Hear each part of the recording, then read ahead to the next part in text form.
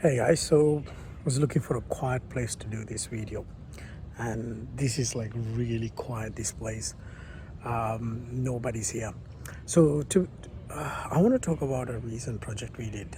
So it's a current state analysis for an organization who's been trying to build their own internal system to manage their franchises. So they're in the financial industry. They have quite a number of franchises, so this tool going to manage it. Sad story is these guys have been trying to get this thing deployed and executed properly for the past 5 years, and they haven't been able to do that. So they've started the implementation, ran into issues. People aren't happy about the project. There's no proper budgets. It has gone like they spent a couple of millions on the project. So they wanted somebody to come and review and see what's going on, what they can do, whether they should pull the plug or whether they can fix it, right? So it's actually, when I did the current state analysis, I actually felt bad for the shareholders of the business because it shouldn't be that, because it's not even a complicated project. It's not the easiest one, but it's a moderate complexity projects. Like I've seen hundreds of projects like this, like people do it very smoothly. So the purpose of the video is I want to actually highlight certain areas that you have to get right if your project is not giving you the results to turn things around, or if you're running projects internally. These are the things you have to get right on day one, from day one. Number one is strategy, your execution strategy, which is very important. Like in this particular project, there's no documentation, there's no project plans. Like they've been doing this for about 5 years, and there's nothing to refer to. It's all collection of emails. They just given somebody a piece of code of the old system and said convert it. That's really, really bad practice or execution. Like anybody with even like half of experience or done things like that would actually say, hold on guys, we have to document these things. You can't just look at a code and just convert it. That's not how these things are done. I mean the thing is, it's not something you see in, it's not just these guys. I see this quite a lot, especially in small to medium businesses, because they don't invest in those right people, right places. They don't want to make that main investment at the beginning, so they cut shortcuts, get mediocre people to do certain things, then they end up in here. So execution is the key. Then leadership.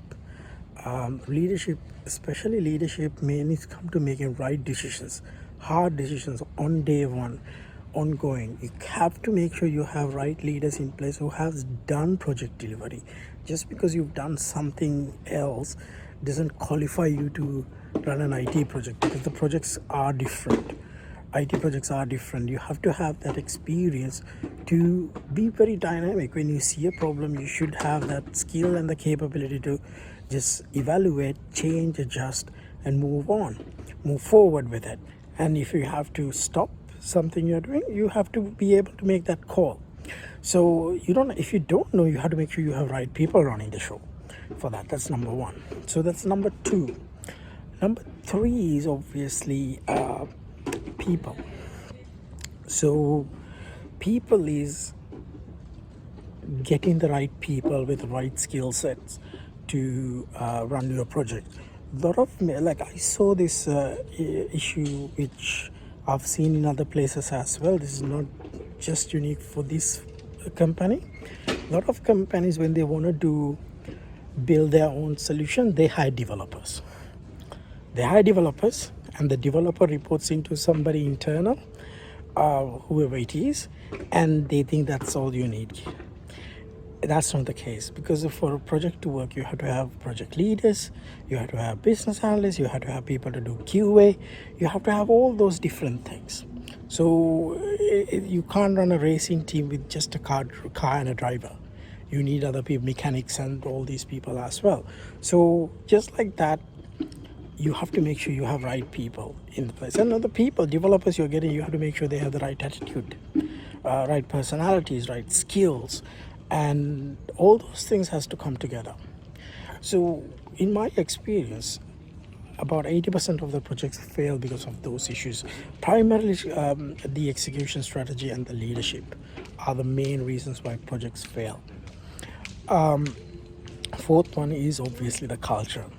So culture promotes bad habits. Bad culture promotes bad habits. So you have to make sure you have a right culture, honest, candid culture, where you share what you call the you can be very honest with your team members. You respect each other. You have clear communication with each other. All those things has to be there for your team to work better as a team and deliver results. The last one I'm actually gonna purposely put this at the end is technology. Technology, like you have to make sure you have the right technology, select the right technology, a technology that can support the longevity of the solution, technology that can support the project, and technology that can help the business to expand, improve, and continue to support the business. Like if your technology is stuck, you restricts you to be able to do certain things, that's not a good technology. So you have to make sure you get the technologies right. Why I'm actually highlighting this one is when we started this engagement, the owner, the CEO, and the person, the board member who have been in touch mentioned to me that it's most probably it's technology. The problem is a lot of technical people, or a lot of when the project's not going on, they always put the technology as scapegoat. So they always put the blame on the technology.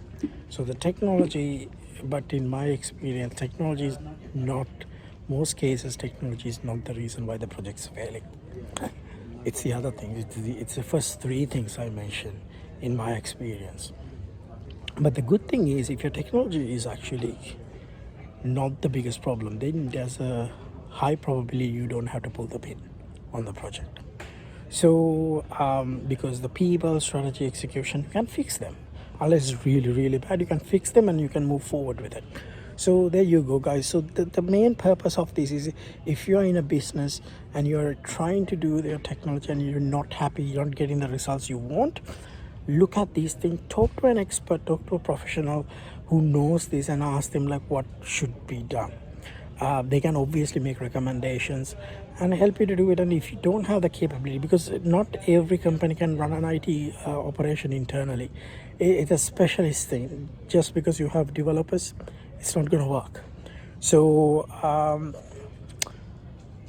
yeah, look, if you're running thing, make sure you have the right people, make sure you get your strategy right, make sure you have the right leaders with right authority, and make sure you have good people in place who understand what they're doing, the good culture, and then the technology. Hope you find that helpful, guys. Bye bye.